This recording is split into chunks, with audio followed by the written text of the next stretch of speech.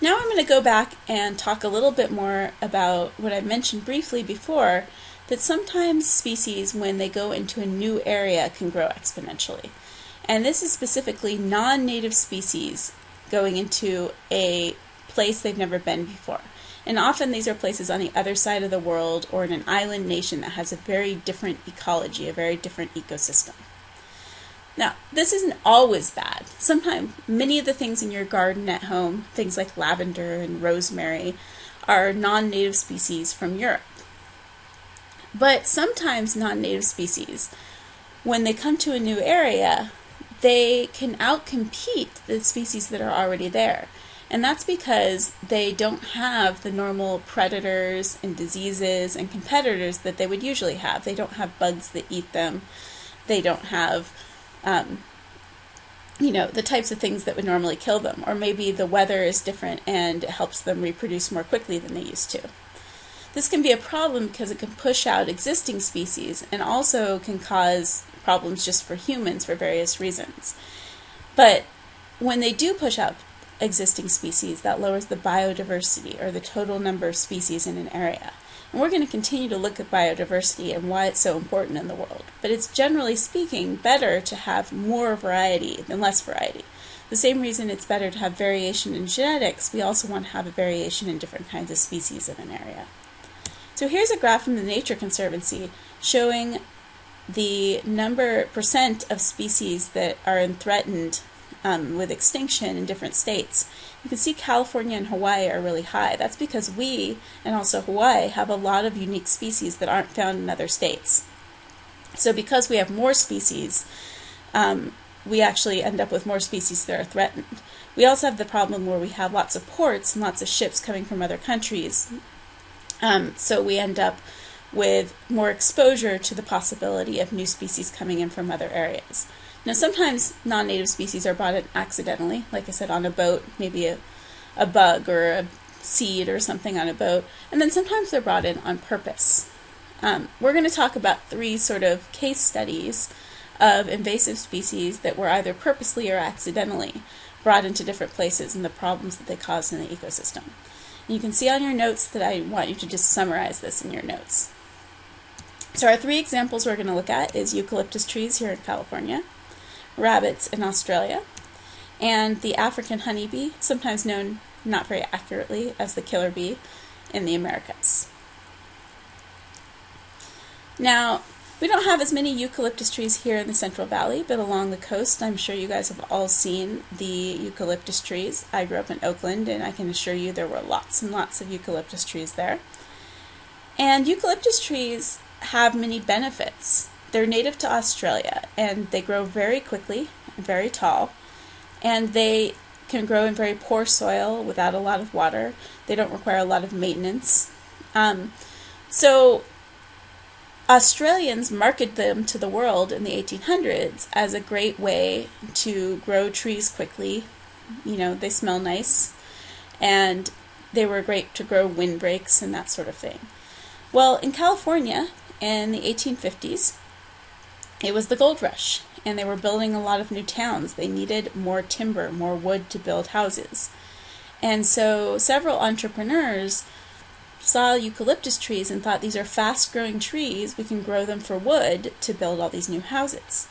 And eucalyptus had come from Australia, and they were able to build houses out of it.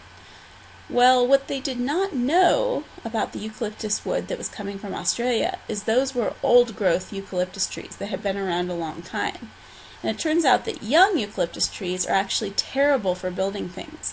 The wood shrinks and warps and rots. In fact, you can't even make fence posts out of it. So these entrepreneurs planted millions of acres of eucalyptus trees along the coast of California, and it turned out that they weren't good for anything because the trees need to be at least 75 years old before you can use them for building. So these entrepreneurs went bankrupt, but the trees were already there and already planted, and we still have them to this day. Now, why is that a problem? It's a problem for a few reasons.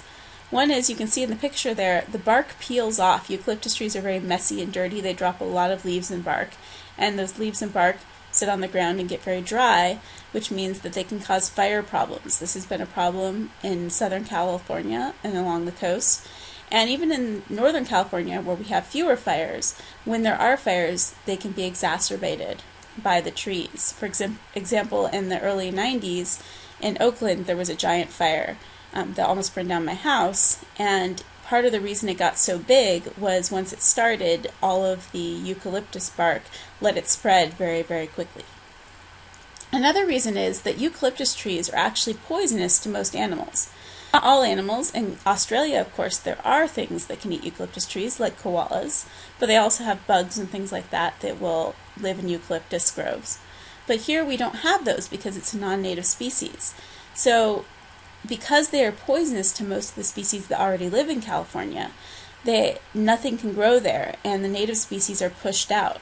You may notice in that picture there's not even other species on the floor around it, on the forest floor, because all the dropping leaves can actually poison the soil so other things can't grow there. So eucalyptus forests have very, very little biodiversity. There are environmental groups now pushing to cut down some of these eucalyptus groves and replant native species, but ironically, a lot of people, since the trees have been there for over 100 years now, are kind of attached to eucalyptus trees, and people who live in those areas don't want them to cut the trees down. So, even though they are in many ways an environmental problem. Now, Australia gave us eucalyptus trees, but Australia has its own problems. And one of those problems was rabbits. Now, this wasn't caused by Americans. It was actually a British guy's fault, a guy named Thomas Austin. He really liked to hunt, and so he brought over hares from England, the big sort of hares that he wanted to hunt, because there weren't any in Australia. Apparently he didn't like to hunt kangaroos. So he brought over these hares, he bred them in his backyard, and then he let them go. Now, rabbits, of course, breed very quickly. They didn't have a lot of predators in Australia. And this was even a bigger problem than the predators, the nice Australian weather meant they could breed all year instead of just once a year like they did in England where they had colder winters. So the rabbits bred very, very, very quickly. And then when they grew, the population grew, they ate all the vegetation. And when they ate all the vegetation, then when it rained, it washed away the soil. So you had erosion. And hundreds of native species from Australia went extinct because of the lack of vegetation. Now, of course, eating all the vegetation meant that some of the rabbits died too, but at this point there were so many of them that it was impossible to get rid of them. They actually tried to build a rapid-proof fence along the whole west side of Australia. You can imagine that didn't work very well. It's hard to build a 2,000-mile fence with no holes in it, but they made the attempt. Now, eventually, of course, the rabbits did reach their carrying capacity, but they were never able to get rid of them completely. And so to this day, that's a picture there of the rabbits at the height of the rabbit problems. To this day, you can see on this map that there's still widespread rabbits in more than half of Australia. Now, the northern part of Australia is more tropical than the southern part, and apparently the rabbits don't do as well up there. It's not their preferred habitat. Australia, because it's an island nation, has very unique ecology, and so they've had other problems with things like toads as well. So if you ever visit Australia or New Zealand or other island nations, they're very, very paranoid about you bringing any living things, any new species into the country, because they don't want to have future problems like they had with the rabbits. Our final example is African honeybees. Now, in Brazil in 1957, there was a guy who was trying to breed a bee that would do better in tropical climates, because European honeybees were the most common pollinators people were using. But they didn't do well in the warm climate of Brazil. So he brought over bees from Africa and was trying to, breed a type of bee that would do better down there. Well, he meant well, but these bees he brought from Africa happened to be very aggressive, and some of them escaped. Now, although they're called killer bees, they're not as dangerous as that makes them sound. But they do have some problems. They tend to be more defensive of their hive than European and American bees. And they tend to swarm more. Now this makes them harder for beekeepers to manage, and they're more prone to just abandoning their hives and taking up residence in other places, like people's mailboxes. So they're difficult as a bee to use for things like pollinating your crops. And the fact that they are defensive and do tend to swarm does make them slightly more dangerous, although, like I said, not really killer bees. Well, these bees spread, and because they're not only more aggressive toward humans, they're also more aggressive toward other bees. They spread, they hybridized, they actually mated with some native bees, and they spread through the whole Americas, and they hit the U.S. in the early 1990s. They tend to push out other native bees when they get to an area, also non-native European bees that are calmer bees. And they tend to, be a problem because, like I said, they're harder to manage.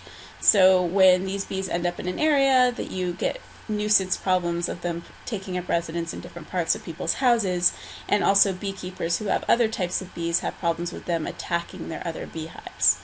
So these Africanized bees are something that we're trying to keep out of the U.S. as much as possible, but in many ways it's a lost cause because, once a species starts spreading like this, it's almost impossible to stop it. So I guess the moral of the story is don't take new species to new countries because you never know what's going to happen. All right, hope you enjoyed your notes, and I will see you in class.